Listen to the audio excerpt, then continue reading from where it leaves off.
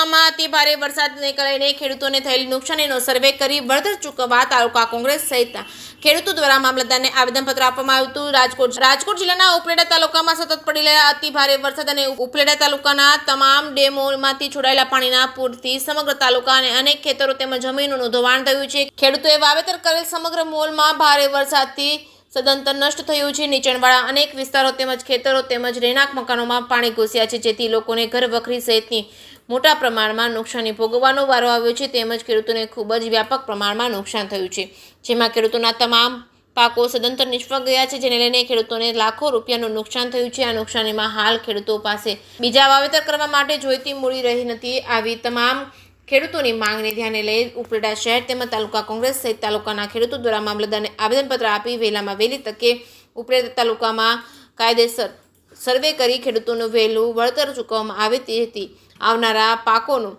વાવેતર કરી શકે અને આ મુદ્દે પૂર્વ ધારાસભ્ય લલિત વસોયાએ સરકાર સમક્ષ રજૂઆત કરી છે। ઉપલેટા તાલુકામાં ખેડૂતો સહિત પશુપાલકો અને અન્ય પૂરથી થયેલ અન્ય લોકોને ગયેલ નુકસાનીનું સર્વે કરી સમગ્ર વિસ્તારને લીલો દુષ્કાળગ્રસ્ત જાહેર કરી વળતર ચૂકવવા રજૂઆત કરી છે। જે.કે. સિંહ ગુજરાતી સાથે અર્શી આહિર, ઉપલેટા। મારું નામ તારાભાઈ બારિયા, મારું ગામ સેવંતરા। અમે આજે બધા સાથે ખેડૂતો ઉપલેટા તાલુકાના ખેડૂતો સાથે ભેગા થયા છે કે અતિ વરસાદને કારણે જમીનની અંદર ઘણી બધી નુકસાની થઈ છે। ખેતરો ઉપર બહુ મોટી બધી નુકસાની થઈ છે। ખેતરો ધોવાઈ ગયા છે। અતિવૃષ્ટિ હિસાબે ઘણું બધું નુકસાન થયું છે અને આ બાબતની અંદર ખેડૂતોને જો સરકાર સહાય ન કરે તો ખેડૂતો બેઠા થઈ શકે તેવી પરિસ્થિતિ નથી અને ખેડૂત બેઠો ન થાય તો દેશ બેઠો ન થાય।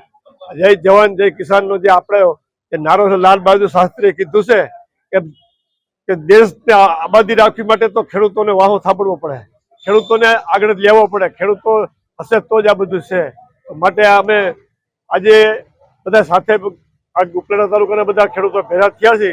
સરકાર પાસે એવી માગણી કરી છે કે તાત્કાલિક સહાય પેકેજ આપે અને તાત્કાલિક આ જે અતિવૃષ્ટિથી એનું બધું સર્વે કરે અને તાત્કાલિક કરે તો ખેડૂતો પાછું એનું આગળ પાછળનું બધું કામ કરી શકે એવી અમારી માગણી સાથે મારી વાતને પૂરી કરું।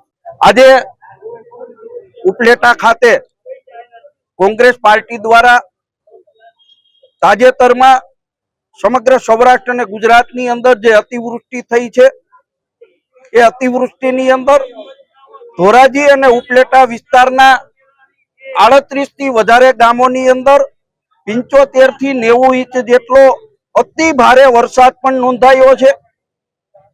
ખેડૂતોના ઊભા પાકો બળી ગયા છે। આ વિસ્તારમાંથી પસાર થતી ભાદર, વેણુ, મોજ જેવી નદીઓ એની ઉપર આવેલા ડેમો ઓવરફ્લો થતા ખેડૂતોના ખેતરો પણ ધોવાણા છે। તાત્કાલિક ધોરણે રેન્ડમલી સર્વે કરીને ધોરાજી અને ઉપલેટા વિસ્તારને લીલો દુષ્કાળગ્રસ્ત જાહેર કરી ખેડૂતોને સહાય ચૂકવવા માટેની માગણી સાથે આવેદન પત્ર આપવા માટે અમે સૌ આવ્યા છીએ। મારું નામ પાનેલી, મારું ગામ પાનેલી, મારું નામ મનસુખભાઈ જીવાભાઈ। હું પાનેલી ખાતેદારનો ખેડૂત છું। ગુજરાતની અંદર બહુ વરસાદ થયો, પારાવાર નુકસાની ગઈ છે, ખેતરો ધોવાઈ ગયા છે, ઊભા પાક વયા ગયા છે, તો તાત્કાલિક ધોરણે ખેડૂતોને સહાય આપે એવી અમારી માગણી છે।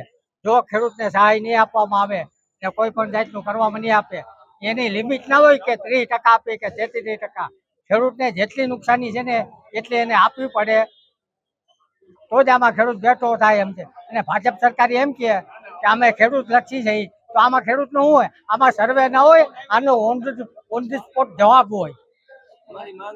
અમારી માંગ અને આ જો કાંઈ નહીં દેવામાં તો અમે ઉગ્ર આંદોલન ખેડૂત વતી કરશું એવી અમારી માંગ છે।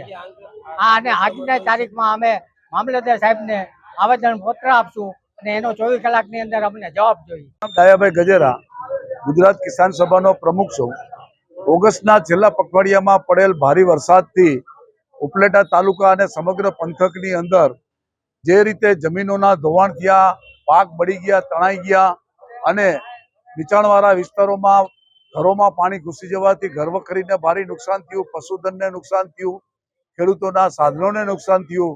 આ નુકસાની ખેડૂતોની કમર તોડી નાખે એવી નુકસાની છે અને સરકારે આ નુકસાની અંગે તાત્કાલિક સ્પેસ ટેકનોલોજીથી સર્વે કરાવી અને તાત્કાલિક લીલો દુષ્કાળગ્રસ્ત જાહેર કરવો જોઈએ અને ખેડૂતોને અને ગ્રામ્ય જનતાઓને જે માત્ર SDRFની યોજના તળે સહાય આપવામાં આવે છે તેને બદલે સરકારે સ્પેશિયલ આના માટેનું એક પેકેજ જાહેર કરવું જોઈએ. હજારો કરોડની નુકસાનીમાં માત્ર 300-350 કરોડથી કંઈ વળે નહીં અને ઓછામાં ઓછું 10,000 કરોડનું જે નુકસાન થયું છે તે અંગે સરકારે તાત્કાલિક કેન્દ્ર સરકાર પાસેથી સહાય મેળવી અને ખેડૂતો અને ગ્રામ્ય જનતાને આ સહાય આપવી જોઈએ અને એનો તાત્કાલિક સર્વે કરવો જોઈએ અને દુષ્કાળગ્રસ્ત સમયની અંદર જે રીતે ખેડૂતોને સહાય મળે છે એવી સહાયો લીલા દુષ્કાળ જાહેર કરીને આપવી જોઈએ એવી અમારી ખેડૂતોની માંગ છે.